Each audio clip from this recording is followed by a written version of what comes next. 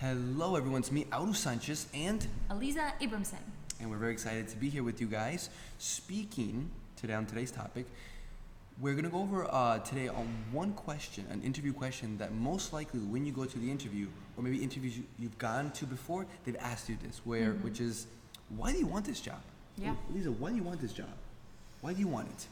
I don't know. I need money. Well, first of all, that's a horrible answer, guys. Don't say that. Do not say that. But No, don't say that, guys. do not. Now, believe it or not, this is actually, it sounds like a simple question, like, when they ask you, tell me about yourself, right? Which, by the way, we actually have a podcast episode on how to answer that. Go listen to our podcast, guys. It's good stuff. Where is it at? Converse with Anyone, Anywhere, and it's found on Spotify, on iTunes, and pretty much every podcast platform. Did I do that right? Yes, you did. Yes. Yay. It's called Converse with Anyone, Anywhere, and just find that. Tell me a little bit about yourself. We explain in 20 minutes how to answer that question the best way. But now, why do you want this job? Again, sounds so simple, but we're going to help you how to answer this question the best way. Lisa's going to start first. She's going to give some tips, and I will. And you guys can put them together, and you have a great answer when it comes to this question. Okay, guys. So the first thing that you should know about this question is that the interviewer isn't kind of seeing this as such a important question. They're kind of just saying it because it's on their form that they have to ask you, right? That's true. So when you answer it, you want to kind of snap them out of thinking of okay, let me get through this question, let me go through this question. You want to be interesting in that question, right? So you want to play with it. You want to show that you know things about the company that other people don't know. So the way that I like to do this is, let's say I'm really trying for a job, what I'll do is, after looking on the website and finding what that company sees as their why, what their purpose is, why they exist, what I'll do is I'll go and find articles or reviews about that company in other places, like Glassdoor. You can go just find newspaper articles, you can go on Facebook, anything where you can find references from a third party. Now, it's really important that it's a third party and not just the website, because pretty much everyone, unless you're completely you really don't care, have looked at their website. So what you want to do is you want to highlight that you went a little step further, right? So what you're going to do is you're going to go and find an article, right? So when I actually went to one company that I really wanted a job in, I actually listed a statistic from that article as one of the reasons why I wanted to work there. They were talking about creativity and things like that. So I listed the statistic and where I got it from. So what happens then is they get a couple of feelings going. They get pride because, look, other places actually write about us. We're not just nobody. They also get pride in that they were praised in that aspect, and that you as a reader, it's not just someone wrote it and no one reads it. You actually read it. You're interested. People see it as a positive thing. So you get a lot of good feelings going. And then you also show that you're actually interested in this job. You're not just giving them an answer because you have to answer something, right? You're giving them an answer that you actually thought about beforehand. You're like, yeah, because I looked at this and this is a really good work environment and there's this and this and this and this and this. Now, obviously, you want to cater this. And the reason why I say that you should look at the why on the website first is try to find articles that talk about that why. That reinforce that why. Because if you've ever read Simon Sinek, when people hire, they try to hire people who resonate with their why, who resonate with their mission, their message, everything like that. So try to find a third-party article that says something along the message of their why and bringing it up as to why it's also your why. Ooh. Yeah, that's what I do. Wow, that is probably the most valuable tip on this video. That entire answer, most valuable. I feel like my answer's not going to be as good now, guys. No, guys, I'm scared. Let's hear No, your but answer. honestly, that one tip, try it out. It's going to work. It's that simple. It's going to work. Every place that I've done this at, by the way, guys, I've gotten a job offer. Every single one. That's where I learned how to do that from her. But I want to throw some other ideas out there for you guys that's bouncing off hers. Just think about this. A lot of you guys who are watching are probably fans of maybe a certain singer, actor, or maybe a group, a band, right? And if you're a huge fan, all their works from when they just started till later on, facts about them, weird things they've done in the past, or things they're going to do, right?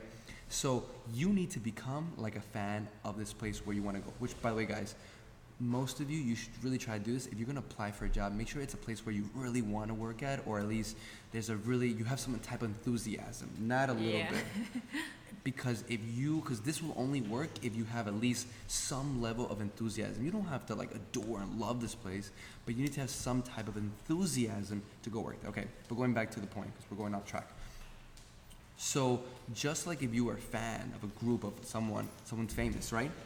Very simple. You want to do the same way. You want to find either if you're applying for a small business, a medium-sized company, or maybe even like a large company, right? You want to go on all their social medias, Facebook, Instagram. Become their stalker.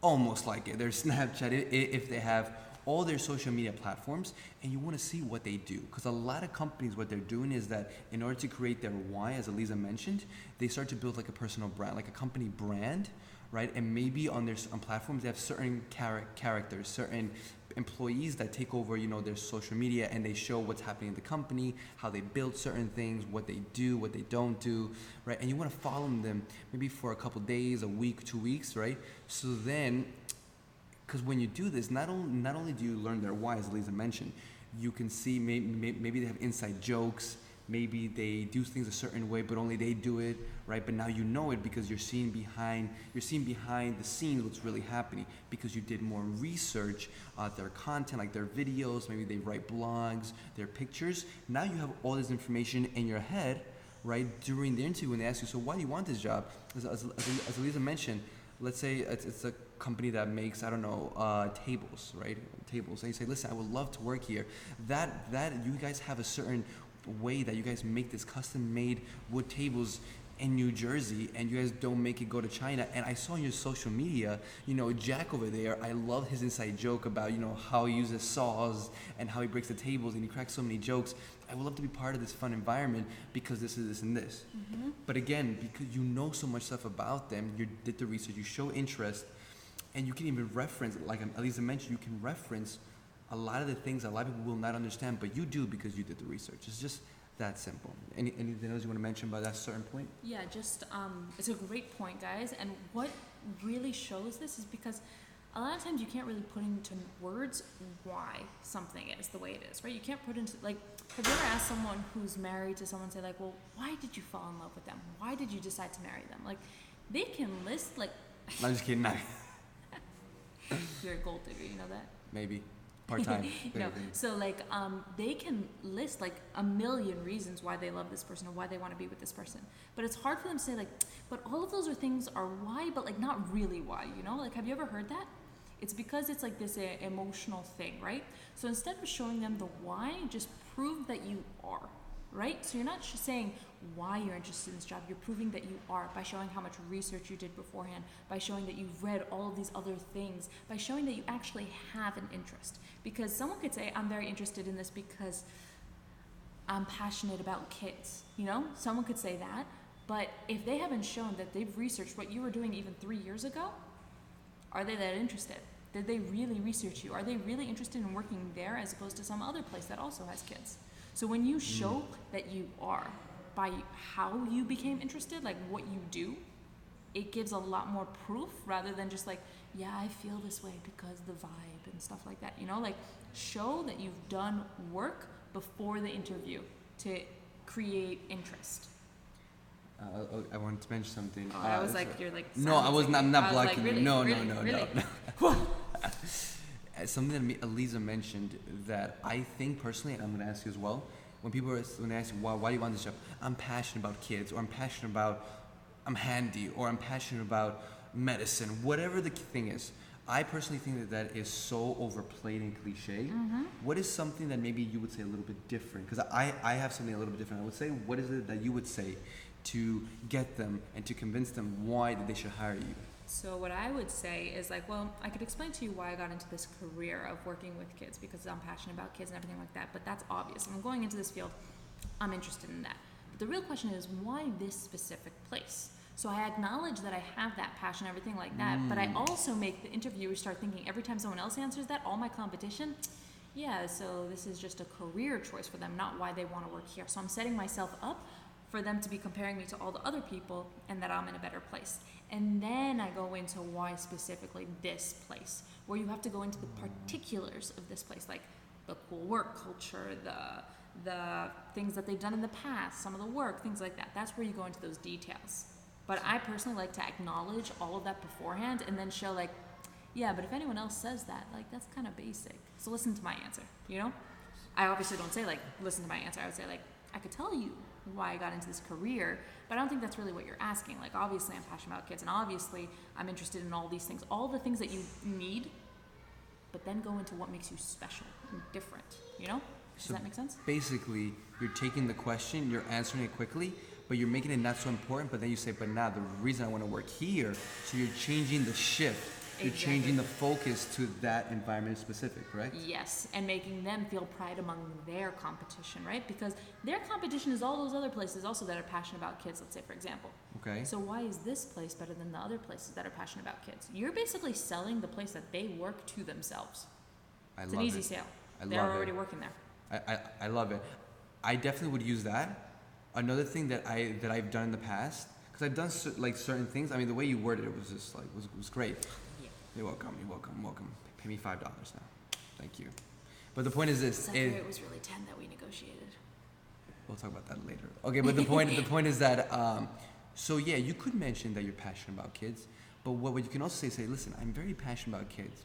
But then you can allude. I love doing this. Like, very passionate about kids. I love kids, but I know you probably hear that all day. I know you're interviewing a lot of people, but now the thing is, the reason why, and then you can go into the true, maybe even a psychological meaning or a deep meaning that's happened in your past of why you love kids. Little personal. A little personal, because now you're opening up to them and you're being a little bit more vulnerable, and they'll see that and they're like, wow, he's being vulnerable. I like what's happening here. Or you can mention the result of you working with kids and what you've seen in the past, you working with kids, mm-hmm. right? The things you've been able to see and say, I love the results that I see. The reason I'm in this career, the reason why I'm passionate about kids is because the results I see is what motivates me to continue on and helping not only them, but continue to help out those kids and those kids and those kids and those kids. Mm-hmm. Okay, but now you're shifting the focus from that to now the conclusion, the results that you can get, whatever, how long, wherever that'll take you to get there, right? I just love doing it. It's a great approach. I definitely 100% agree with you. Two things. The first thing is, yes, definitely get emotional and show that a little bit. A lot of people sometimes make the mistake of when they talk about these deep, passionate things, they think that it would be great if they cried just a little bit. Oh, no. Don't do that, guys. Never do that. That's not professional. Don't cry.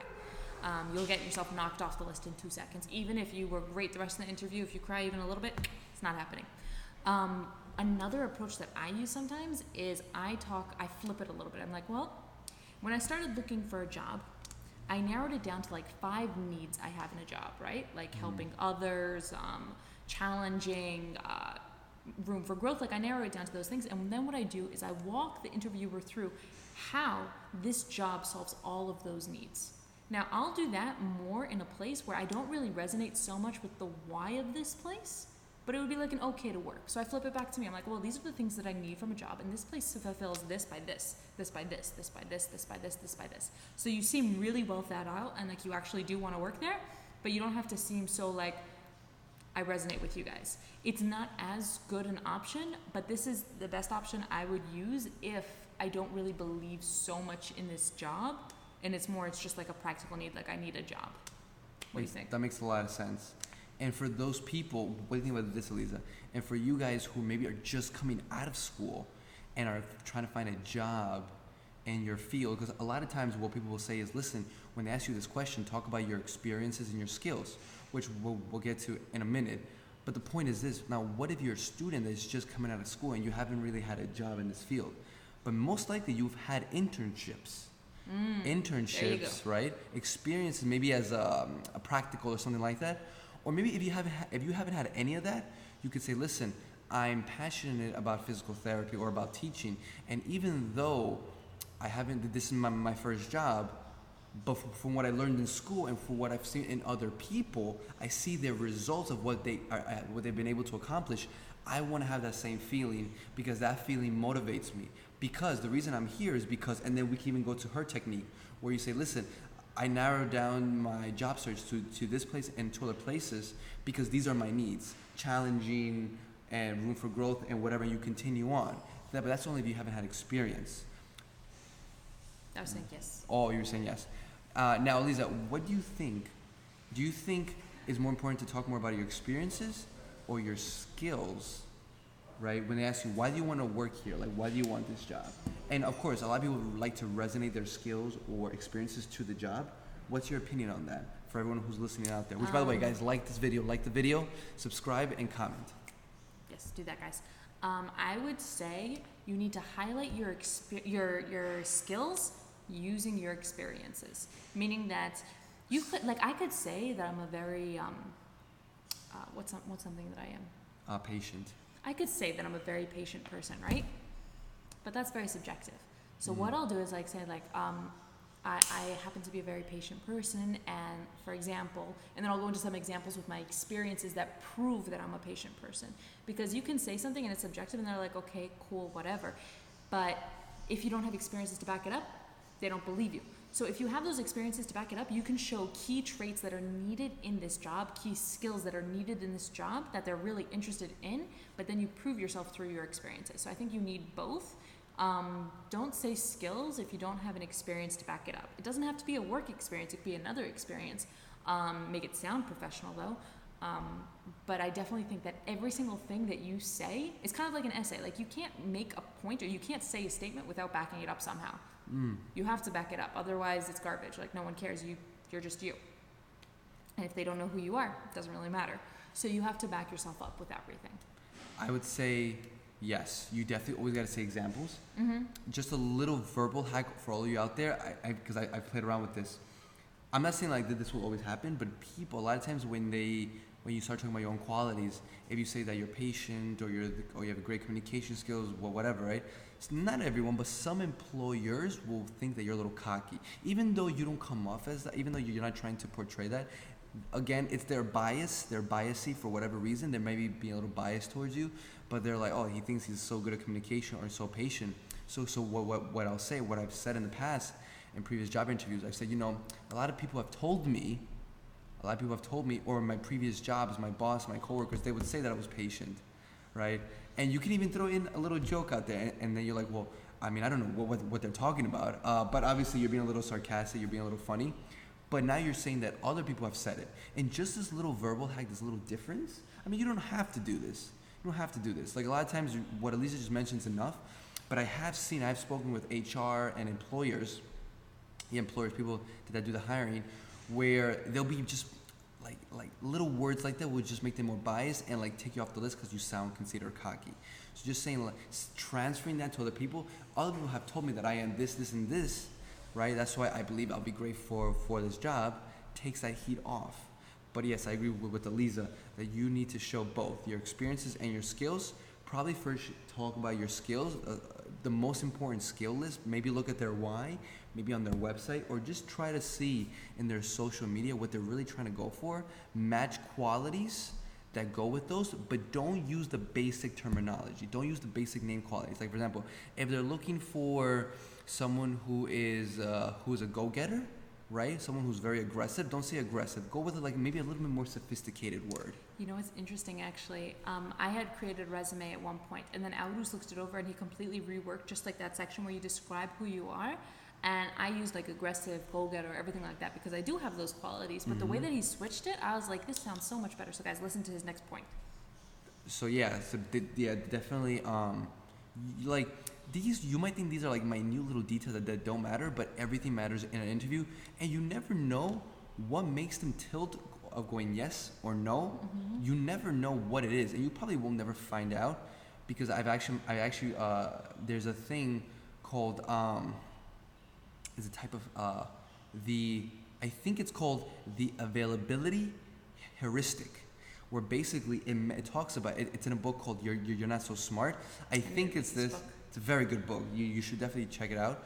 Where it talks about this one little chapter, the availability heuristic, says that a lot of times people actually do not know why they feel a certain way, or why they said a certain way, or why they felt a certain way. So the person who's interviewing you, right? You never know what's gonna make them say yes or no. And even if you ask them, a lot of times they have no clue why they said yes or no, right? They have no idea. They might make up a reason. they might just make up a reason at the moment that seems logical to you and to themselves. But a lot of times we have no idea. And actually, no, I made a mistake. It's called introspection. That's what it's called. Introspection. I made a mistake. The availability is something else. Sorry, guys. Introspection. A lot of times we have no way to actually go into our subconscious and really find out the reason why we feel a certain way. So, again, you never know what's going to help. So just do everything we mentioned, right? Of course, change it up to your own words. It'll definitely help you out. Any last words, Lisa? Guys, all of this is great advice. Definitely take it to heart. Especially what you said about the someone told me and then making a little joke. What I love about that is it makes it seem like you know that you have these good qualities, but you're a little uncomfortable saying them just straight out. And like telling that joke shows that like, yes, you know you have them. So it's not like that you are just like this person that's like, oh, I have no ego. You have it, but you're also like, you don't want to like throw it into someone's face. So it's a really good way to say it, guys. Really good way. All right. We really appreciate you guys watching. Please subscribe, Like, and comment on this video. It really helps us. It makes the YouTube algorithm rank our videos higher. We're just going to keep trying to give you guys as much content as we can. We really appreciate it, guys. We really do. Lots of hugs. And guys, thank you so much. And of course, till next time.